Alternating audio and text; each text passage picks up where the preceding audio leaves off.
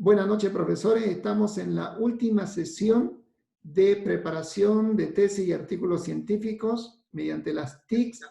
Y hoy estamos viendo el tema de métodos cuantitativos, la segunda parte. Está con nosotros el licenciado Luis Fernando Escobar, a quien le agradezco por su tiempo. Licenciado Luis Fernando, a partir de este momento la clase es suya. Bueno, muchísimas gracias. Encantado de estar acá y bueno, empezar con la presentación. Quiero compartir la pantalla y tengo algunos problemas. Excelente. Acabamos de aperturarla para compartir pantalla. Ya.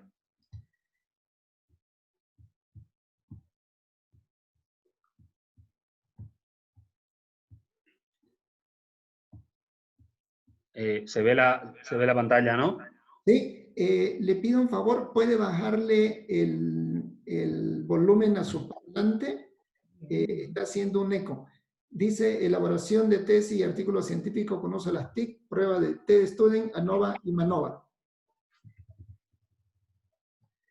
No sé si se sigue escuchando el eco. No, ya no tanto, ya no tanto. Excelente.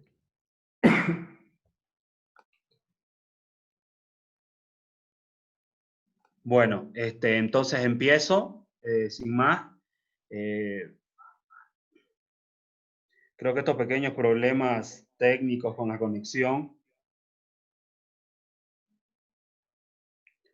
nos retrasan un poco, pero ya arranco entonces.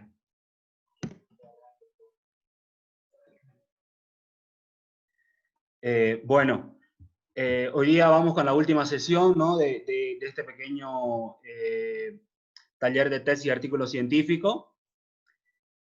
Vamos a ver un poco lo que es la prueba TEDstudent, la prueba ANOVA y la prueba MANOVA. Contextualizando un poco el tema del contenido de la presentación, vamos a hacer una pequeña introducción, ¿no? Después vamos a ir ya paso a paso viendo cada uno de las distintas pruebas, ¿no? Y finalmente vamos a ver una pequeña aplicación en RStudio para ver cómo se utiliza esto ya con los software. Arranco con la introducción, ¿no? Más que todo señalando una contextualización histórica, ¿no? Que la distribución de Student fue descrita en 1908 por William Seale Gossett. Gossett trabajaba en una fábrica de cerveza, lo que lo obliga a publicar este trabajo con el seudónimo de Student. Esa es una de las características históricas que tiene la distribución.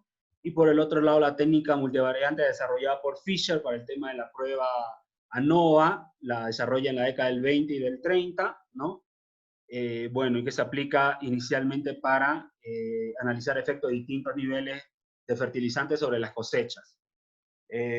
Un libro que recomiendo un poco para seguir con este mundo de las estadísticas y todo lo demás, y es muy interesante, es el libro de Stigler, 2014, que ya está en la versión español, porque no se la tenía en la versión español, está en inglés, que es muy bueno. Antes de iniciar con la prueba TEDstudent, yo quiero mostrarles alguna cuestión un poco intuitiva de lo que vamos a tratar de ver. Voy a aprovechar acá que tenemos el libro online de estadística. Y antes de empezar con las distribuciones, quiero que veamos una pequeña cuestión que tiene que ver con la distribución. Simulate demonstration. Ok, sample. Big, ok. Antes de entrar con el tema de la distribución de Student, que es una distribución particular dentro de las distribuciones que se puedan realizar, aquí yo tengo un simulador en la web que me permite hacer una analogía de tratar de ver una población, ¿no? Asumir que aquí hay datos poblacionales y que estos datos poblacionales tienen una media igual a 16, una mediana igual a 16 y una desviación estándar igual a 5, ¿no? Con asimetría igual a 0 y kurtosis igual a 0. Bajo esta idea, yo voy a tratar de ver una distribución normal Y para esta distribución normal voy a considerar el promedio. El promedio, y esto lo voy a hacer para una muestra de 25. Entonces, ¿qué es lo que le estoy diciendo al simulador? Le estoy diciendo, le voy a dar acá que empiece la animación. Le digo que de esta población me saque 25 muestras, ¿no? 25 observaciones, y de esta población que me saca 25 observaciones, me calcule el promedio, que es el valorcito que está acá. Entonces yo ya tengo acá el promedio de 25 observaciones. Eso pasa si yo hago la simulación una vez. Si la vuelvo a hacer, ¿no? Le vuelvo a decir que me dé otras 25 observaciones, ¿no? Y obviamente, bajo esta idea me da otra observación, me da otro promedio, ¿no? Me estima otro promedio. Lo vuelvo a pedir.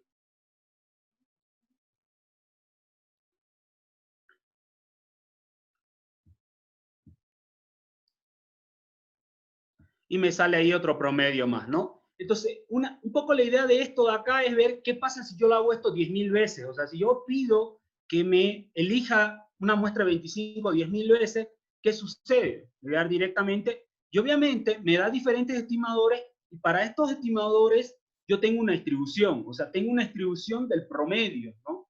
Entonces, esta distribución del promedio tiene la característica de que dado que yo tengo hartos promedios, puedo sacarle el promedio al promedio, ¿no? De alguna manera decirlo, y ese promedio, el promedio es 15,99, y si yo quiero sacarle la mediana a las medianas, tengo 16, y así una desviación estándar también para eso estadístico que yo he calculado. Entonces, lo que vamos a tratar de hablar hoy día va a ser de lo que es las distribuciones, ¿no? O sea, podemos asumir la más conocida, que es la distribución normal, ¿no? Se puede considerar que es una de las distribuciones más utilizadas, pero sin embargo existen otras distribuciones, ¿no? Entonces vamos un poco para entrar en el tema de las pruebas T, vamos a ir un poco con esta idea de que yo puedo tener una distribución tanto para una variable como para un estimador. Entonces, en tal sentido, las pruebas, por lo menos la prueba T se utiliza en ambos sentidos, tanto para los estimadores como para las variables.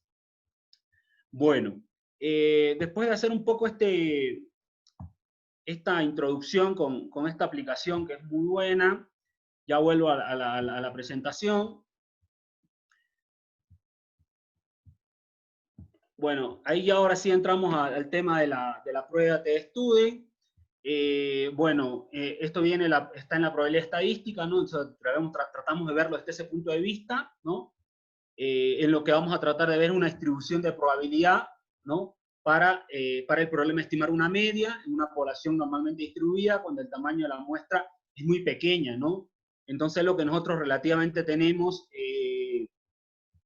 como que,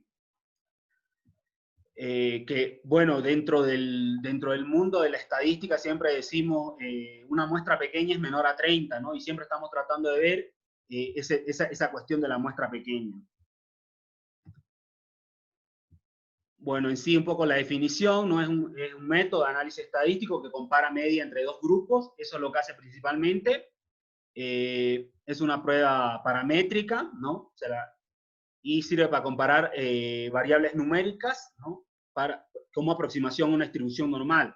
El detalle es que se aproxima a una distribución normal. La prueba T-Student, ¿no? Arroja el valor T, ¿no? Dentro de la distribución, lo que me permite comparar ese valor con un valor de significancia estadística que yo puedo definir. Entonces podemos utilizar la prueba para contrastar una hipótesis nula de un promedio, una variable numérica, si tiene o no tiene diferencias con un grupo de variables categóricas. También eso se puede realizar. Un poco las condiciones, ¿no? Un poco lo que no está escrito capaz en algún libro de manera explícita, porque no hay un libro que hable de que una muestra tiene que ser menor a 30 elementos, pero obviamente que la distribución T, cuando la muestra es mayor a 30, se aproxima a una distribución normal, digamos, ¿no? Entonces, por eso es el que se utiliza mucho este supuesto o esta condición de decir, se utiliza en muestra pequeña. Otra de las cosas que siempre tratamos de ver es tener la desviación estándar de la población, que no se conoce, ¿no? Entonces siempre aproximamos a través de una muestra. y un poco tenemos la diferencia con relación a la distribución normal, a las pruebas de normalidad. Por un lado, la distribución t-student es menor en la media, ¿no? Y es más alta en las partes del extremo que la distribución normal. Bueno, y también proporcionalmente, bueno, es mayor en las áreas de los extremos, ¿no? Porque la distribución normal, aquí podemos ver, ¿no? La distribución de Student es mucho más, en los extremos es mucho más amplia que la distribución normal. Haciendo un poco ahí las comparaciones, ¿no? De una distribución normal con media 0 y desviación estándar igual a 1. Ahí está un poco la fórmula clásica que tiene la prueba t-student, ¿no?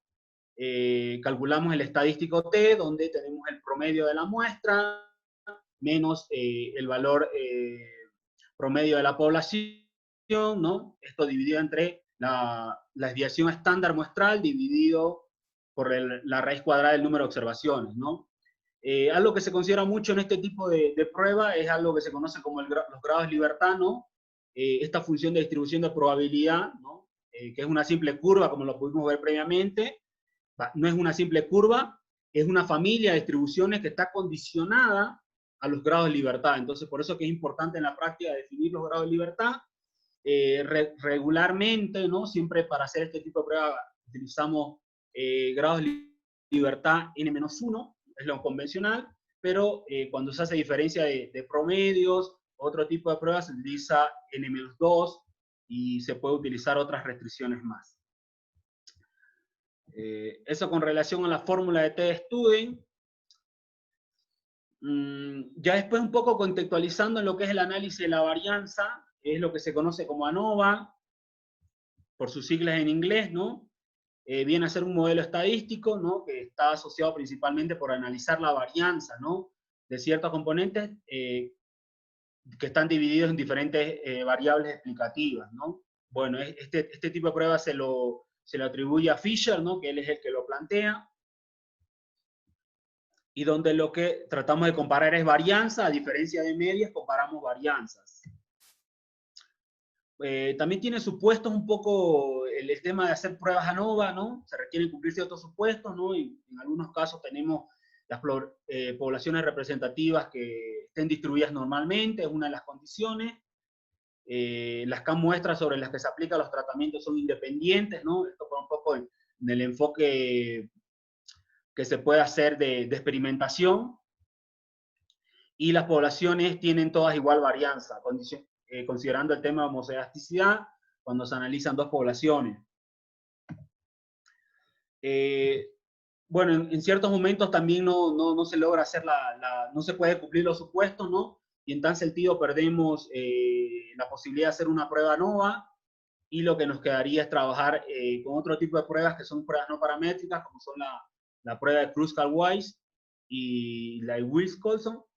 Entonces, ambas pruebas tienen procedimientos en específicos que hay que trabajar, que hay que desarrollar, ¿no? Entonces, eso con relación un poco a las restricciones que en algún momento se puedan tener con realizar la prueba ANOVA. Después pasamos a lo que es el análisis de la varianza multivariada, ¿no? Por sus siglas en inglés se lo conoce como MANOVA. Este tipo de pruebas, ¿no? Se aplica sobre todo en diseño de investigación que implican que se tienen que tener más de dos variables independientes, ¿no? Más de una variable de respuesta, una variable dependiente, ¿no? Lo que decimos. Entonces, en todo caso, podemos tener dos variables dependientes y ver cómo afecta una variable independiente de manera multivariada a esas variables dependientes. Bueno, se aplica con la intención de evaluar simultaneidad más de una variable, por eso es que las utilizamos. ¿Por qué no hacer ANOVA para cada variable dependiente? Un poco los problemas con la diferenciación de la prueba anterior, y por qué hacer MANOVA, es que si yo hago un ANOVA sencillo para cada una de las variables dependientes, tengo mayor probabilidad de cometer errores de tipo 1, entonces aceptar una hipótesis como verdadera está siendo falsa. También se pierde información sobre la correlación entre las variables dependientes, ¿no? Y bueno, se ignora la diferencia entre grupos a lo largo de dimensiones que se construyen a partir de combinaciones de las variables dependientes, ¿no? De la combinación de las variables dependientes. Bueno, tenemos ahí algunas restricciones también con relación del uso de MANOVA, que para el caso de Fidel 2007, ¿no? Él señala que es más poderoso con correlaciones negativas o correlaciones moderadas, ¿no? Hace un poco esa señalización. Steven también lo dice, ¿no? Los valores altos de la correlación entre variables dependientes no altera el poder del MANOVA, ¿no? Haciendo un poco de alusión al uso, ¿no? de este tipo de prueba. Bueno, y ahí tenemos un poco las presencias de correlación alta, pueden disminuir el poder del análisis multivariado, ¿no? Y bueno, y también no se puede incorporar dependientes que no tengan una razón teórica, ¿no? O sea, no puedo yo poner una variable respuesta o una variable dependiente de manera arbitraria. Y un poco otra de las restricciones que menciona con relación al uso, aquí, estos autores, ¿no? Cuando un factor tiene el efecto alto de una de las variables dependientes, pero un efecto bajo en la otra dependiente. También puede suceder este tipo de cuestiones, ¿no? Entonces nos da un poco las potencias ahí en el uso. Bueno, y después nos vamos un poco con el tema del uso en R, ¿no? Bueno, para el uso en R he considerado trabajar un poco con lo que seguíamos viendo ayer. Ya con eso solo he puesto este slide por un tema de que ya lo vamos a ver directamente en el software. Bueno, a ver, tengo acá, ¿dónde está? Compartir.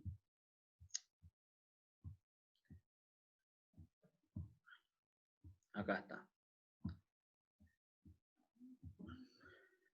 Bueno, sigo trabajando con R en el hecho de que veníamos un poco ayer viendo. Veo que para algunos es un poco complicado saltarse a este sistema de programación.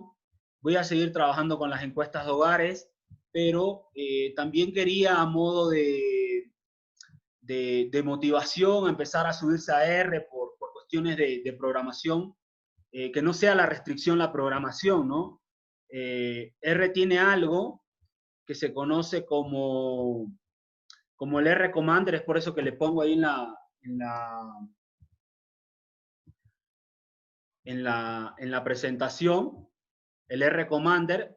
El R Commander es un paquete que yo tengo que instalar, o sea, yo le doy acá en instalación, le pongo ese nombre que está ahí, que es el RC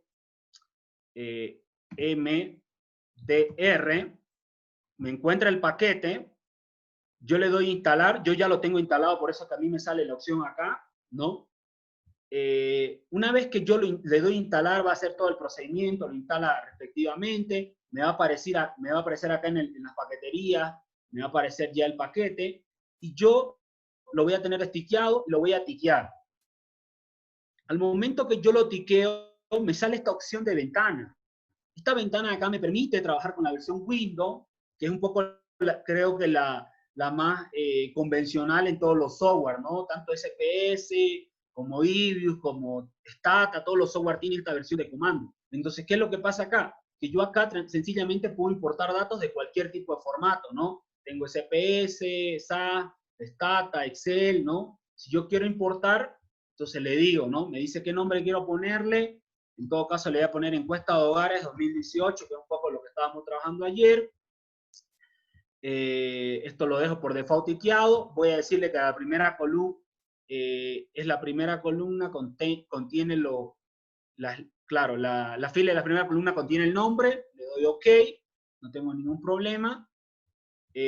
Busco el archivo SAT, ¿no? El archivo que estaba trabajando, y le digo importar.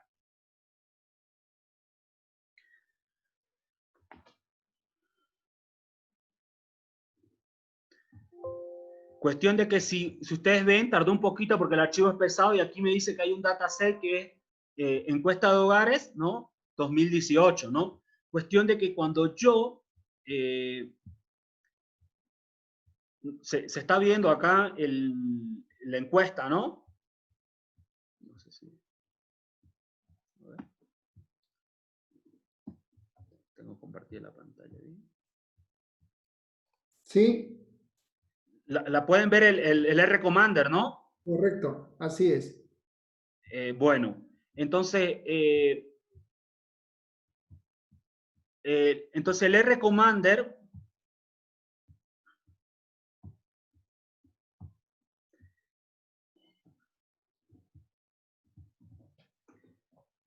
Lo escuchamos, profesor Luis ok, Fernando.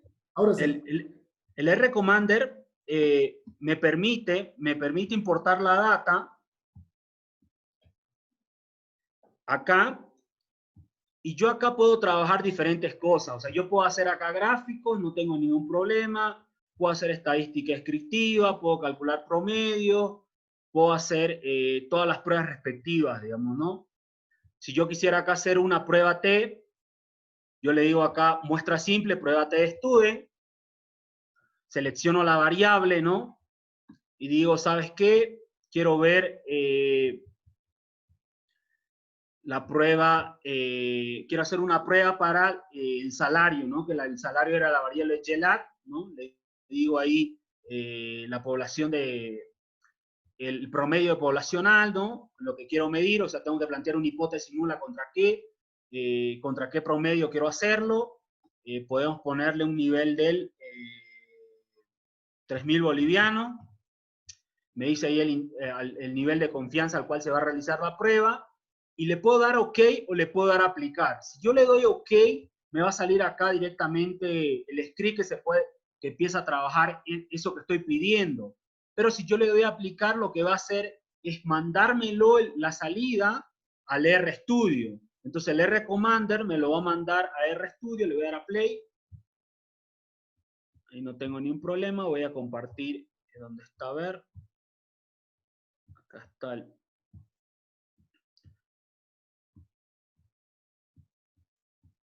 y ahí está, ¿no? Me hace la prueba, me dice prueba para una muestra, no prueba T de Student, me calcula el estadístico T, no tengo ningún problema, me da los grados de libertad que se está considerando para la prueba y la probabilidad. Y adicionalmente también me da un intervalo de confianza ahí y me da el promedio, ¿no? El promedio para ese nivel. Entonces, un poco la idea de querer mostrarles esta opción que es R Commander es que ustedes puedan trabajar diferentes cosas, que no hay ningún problema con RStudio, porque te permite trabajar tanto el sistema de programación y esta nueva paquetería que es el R Commander, que te permite calcular tablas y todo lo demás. Entonces, más que todo era mostrarle un poco eso.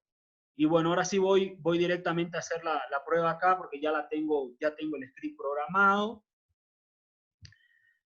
Voy con esto acá, a ver, tengo ahí, ya me salió la encuesta hogares que lo cargué directamente de este R Commander, por eso que ya está acá en el espacio del data frame. A esta base de datos le doy attach, el tema de nombres, todo lo demás. Bueno, que ya estábamos viendo un poco ayer. Tengo el tema de género, bueno, estoy sacando las variables. A ver, está cargando, está trabajando ahí. Sale acá rojo.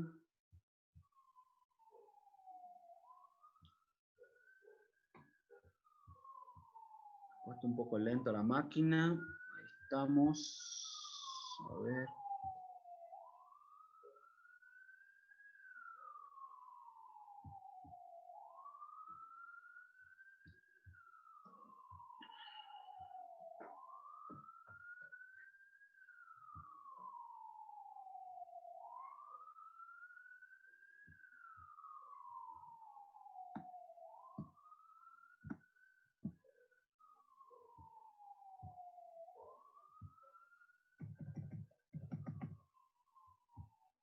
Se me puso un poco más lenta de lo normal. Vamos a ver.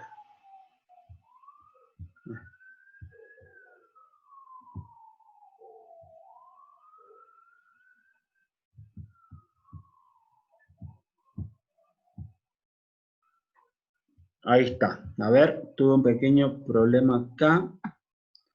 Tengo género, que es lo que había hecho. Tenía esto acá. Y, ouch, tengo un problema acá. Vamos de vuelta, a ver. Touch. Estamos bien. Y aquí es esto, esto. Está bien.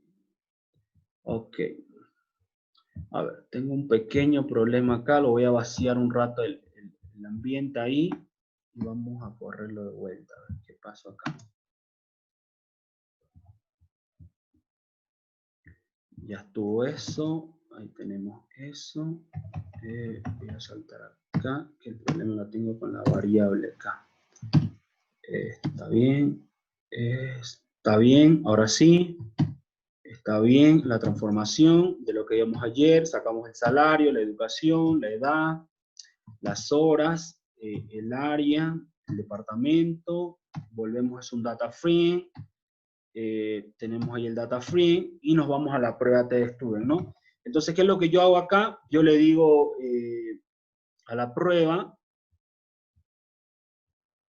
que me considere ahí los datos del archivo que se llama DTA. Entonces, yo tengo ahí, DF. Tengo DF, que es la base, le digo la variable salario de DF. A ver. Y tengo ahí la prueba, ¿no? Vuelvo a tener el valor estadístico, los grados para el cual se hacen las pruebas, los intervalos de confianza y el promedio, ¿no? Y obviamente si yo lo único que tengo que hacer acá es cambiar el promedio de la hipótesis nula, ¿no? Porque yo para este tipo de prueba planteo una hipótesis nula donde digo que el promedio es igual a 0, ¿no? Entonces trato de evaluar ese tipo de cuestión. Y bueno, y ese valor de la hipótesis nula puedo cambiar a otro número, ¿no? Entonces, para poder trabajarlo también, ¿no?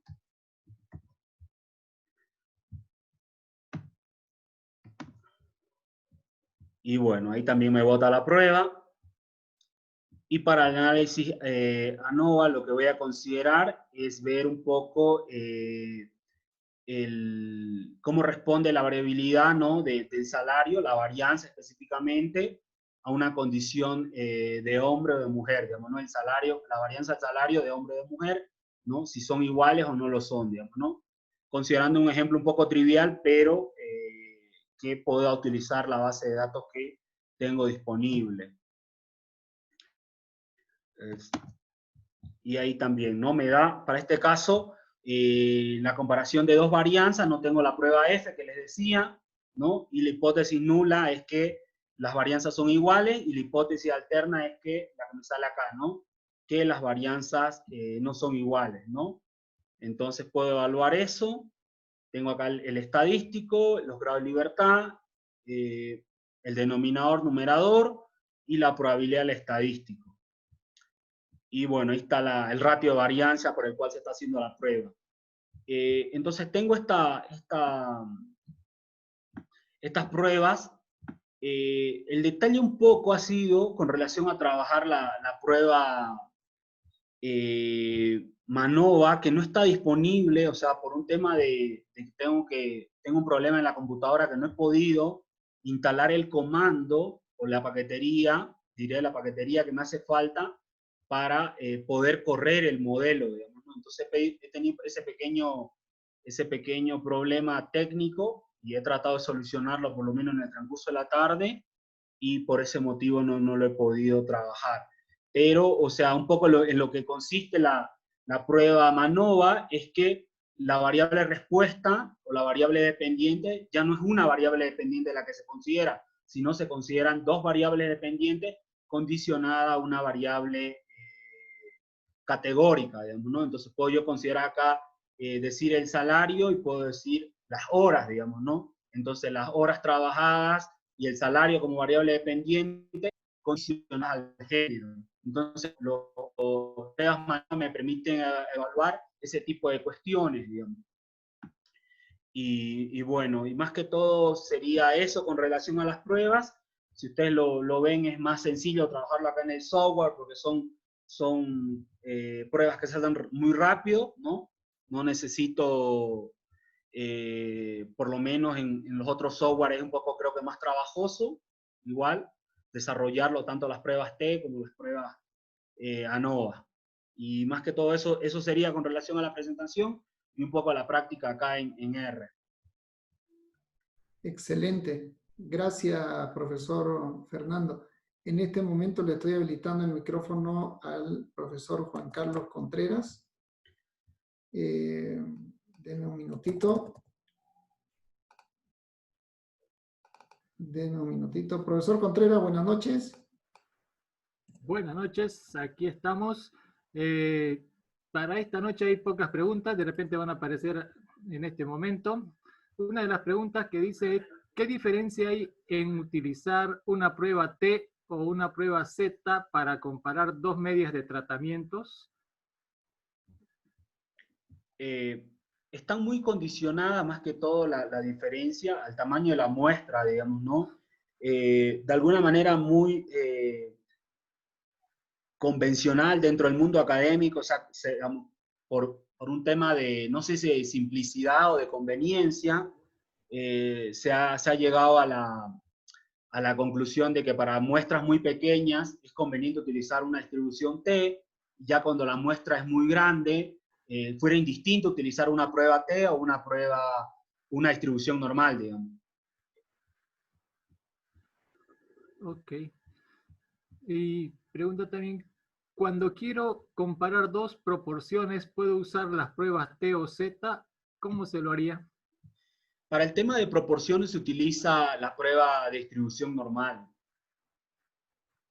No se puede utilizar pruebas T para hacer una prueba de hipótesis para proporción. No puedo utilizar. O sea, tanto los intervalos de confianza como las pruebas tienen que realizarse con una prueba de Z. Okay. ¿Y qué prueba se usa para comparar dos porcentajes? Por cuestión de no querer llenar yo un poco la slide con fórmulas y un montón de cosas que hay en la estadística, hay una fórmula que te permite ver diferencia de medias. Entonces vos podés hacer una prueba de distribución normal de diferencia de medias, donde tratas de probar si esa diferencia de medias es igual a cero o a la diferencia de medias poblacional, digamos, ¿no? Pero se utiliza una distribución Z y las formulitas son un poco más largas, o sea, más complejas de la que yo he mostrado. Ok. Pregunta, ¿en qué caso exactamente utilizamos las T-Student y el ANOVA?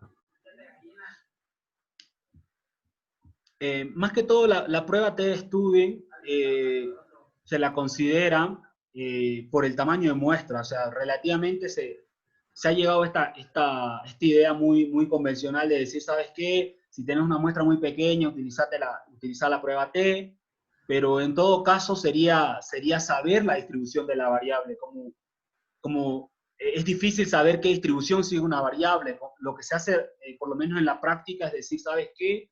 Lo que yo voy a hacer es decir que, no sé, la producción de una empresa, digamos, ¿no? O sea, la producción diaria de una empresa, ¿qué tipo de distribución sigue? O sea, ¿cómo puedo saber si esa distribución puedo hacerle una distribución T, o puedo hacerle una prueba T, o si esa variable sigue una distribución T, ¿no? Entonces, eso no se puede saber, pero lo que se hace es asumir, o sea, se dice, bueno, si asumimos que tal variable sigue una distribución T, hacemos la prueba T, digamos, ¿no? Pero también lo hacemos por la cuestión de la muestra, digamos, ¿no? Y con Okay. relación a la ANOVA, más que todo la ANOVA es para ver la diferencia de varianzas, lo que se considera para ver si una varianza es diferente condicionada a una variable categórica. En todo caso, yo puedo utilizar acá la varianza del salario condicionando al género, ¿no? Que es una variable categórica que tiene puede ser masculino o femenino, ¿no? Y ver si esas varianzas son iguales, que sería la hipótesis nula, y ver si las varianzas son diferentes, que sería la hipótesis alterna.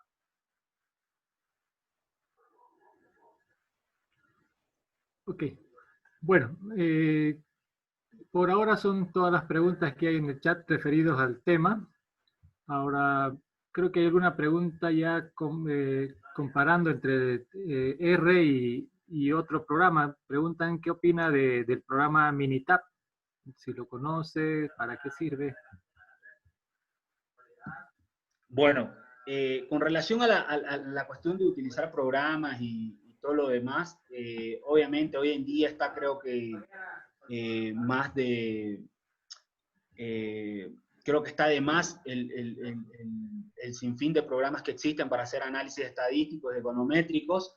Creo que algunos tienen más ventaja que otros. En el caso de Minitab, yo tuve la oportunidad de utilizarlo en algún momento. Es muy amigable por esta versión también de muy de Windows, que uno le da analizar, le da ver, graficar, entonces te permite hacer ese tipo de trabajo. Creo que por eso es amigable, pero sin embargo creo que los resultados son los mismos, tanto en R como en Minitab. Entonces, en tal sentido, Minitab creo que tiene también la restricción de un software privado, que uno tiene que comprarse una licencia si lo quiere tener. Por ahí capaz uno en las redes puede encontrar alguna versión pirata del software, pero creo que no tiene esta capacidad que está empezando a tener R, de manejar un montón de datos, o sea, de hacer regresiones con 1 millón de datos y ese tipo de cosas. Creo que otros software no lo soportan, digamos, ¿no? Por lo menos la capacidad de tener tantas observaciones. Perfecto. Preguntan, cuando decimos que estamos frente a ¿cuándo decimos que estamos frente a un error tipo 1? Más que todo, el tema de error de tipo 1,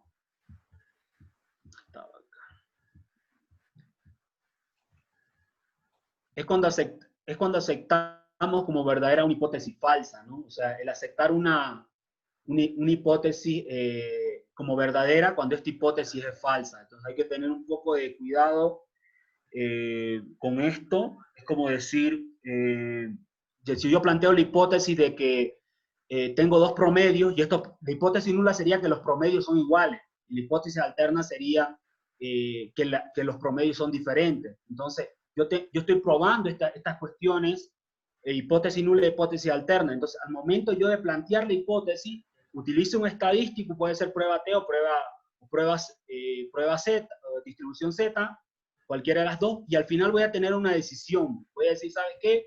Yo rechazo o acepto la hipótesis nula, ¿no? O sea, esa decisión que yo vaya a tomar es muy importante, ¿no? Porque yo puedo empezar a cometer error de tipo 1 o error de tipo 2. Entonces, el error de tipo 1 sería aceptar como verdadera una hipótesis falsa, ¿no? A lo que no es así, y yo la estoy aceptando, digamos, ¿no? Entonces, eso específicamente con relación al error de tipo 1. Ok. Otro colega pregunta, bueno, hace una afirmación y quiere saber algo más. Dice, creo que se refería a que la prueba T se utiliza para comparar 2 tratamientos, mientras que el ANOVA cuando son más de 2 tratamientos, ¿o hay otra consideración más? Lo que pasa con las pruebas ANOVA es que, claro, en las pruebas ANOVA puedo yo incluirle más variables categóricas. O sea, puedo decirle yo, aparte de decir el salario está condicionado por género, puedo decir está condicionado por departamento, ¿no? Para tratar de evaluar la varianza del salario condicionado a los diferentes departamentos. Si la varianza por departamento son iguales o son diferentes. Entonces, a eso creo que se está refiriendo con factor. Lo que pasa es que es más utilizado en ciencias agrícolas o en ciencias médicas, tiene mucha más utilidad. Nosotros creo que con regresión bueno, y otro tipo de herramientas que está avanzando en la econometría, en ciencias sociales, hemos dejado un poco más de utilizar el tema de ANOVA. Ok. Preguntan, ¿es necesario hacer una prueba de normalidad a los de un experimento antes de correr la prueba ANOVA? Bueno, los supuestos dicen que sí, digamos, ¿no? Yo tengo que realizar y tengo que ver que las variables sigan una distribución normal.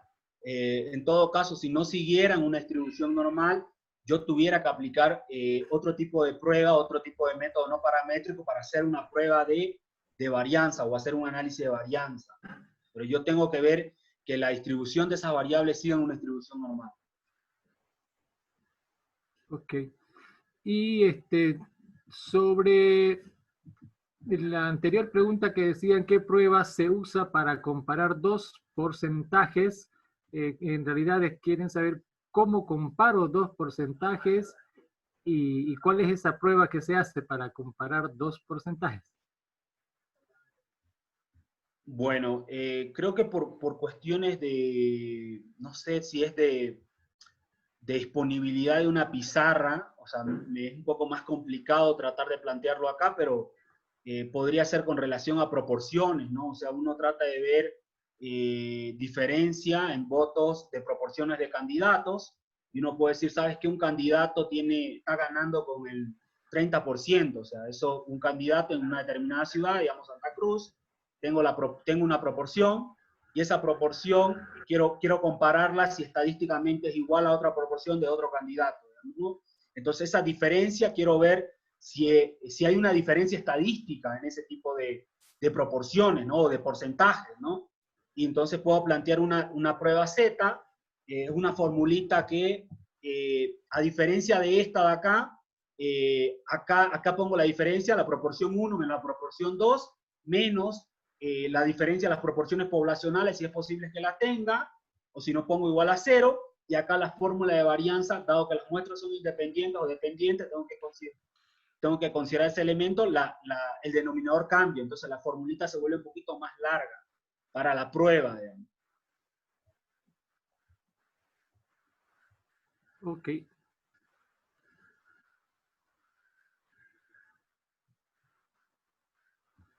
Preguntan, ¿qué factores se debe tomar en cuenta para disminuir cometer error tipo 1? Bueno, no hay, más que todo uno revisa bien la metodología, los datos, ¿no? Para tratar de ver si los procedimientos que está estableciendo o que está realizando están bien, ¿no?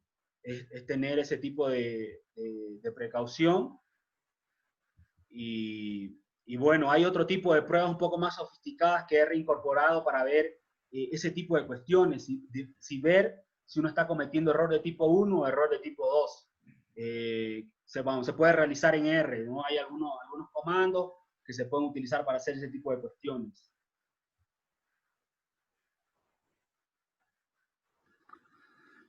Perfecto. Bueno, por ahora es todo lo que hay en el chat de preguntas. Ahora podríamos liberar y hacer preguntas directas, abiertas. Excelente. Muchísimas gracias, profesor Luis Fernando.